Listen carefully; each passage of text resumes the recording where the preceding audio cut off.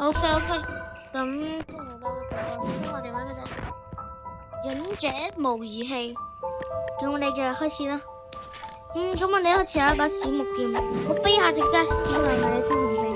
我哋好好先級我哋把劍，哇！你睇到呢個玩法就係非常嘅單純，就係咁玩嘅。我都唔知咩點樣玩，不過我都唔知啊。我就開始有呢啲啊，唔知點解。然後我而家就係要升級把劍，即係接近升級，我唔知其實。咁然後我要升級最下面嗰個。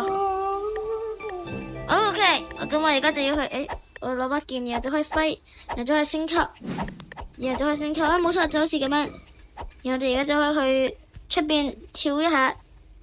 咁咧，我哋就去好多人啦。裏邊有個人我貪殺嘅，我哋把劍咧。咁我諗我哋要重置人偶一下先。咁我哋就重置人偶啦。瞬移，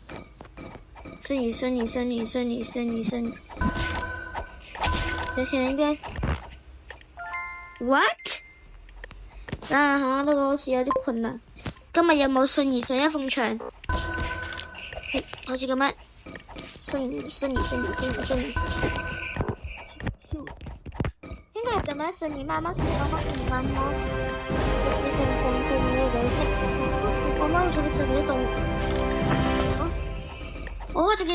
移佢哋超級高，我隻嘅瞬移，等先跳啦。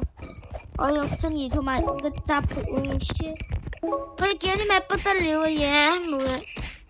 冇人同我級別 ，hello。我就唔信俾人殺，睇下呢招，聲東擊西，噔，哦，那是你嚟啦。我而家呢個等級我都成幾低嘅，其實。哇！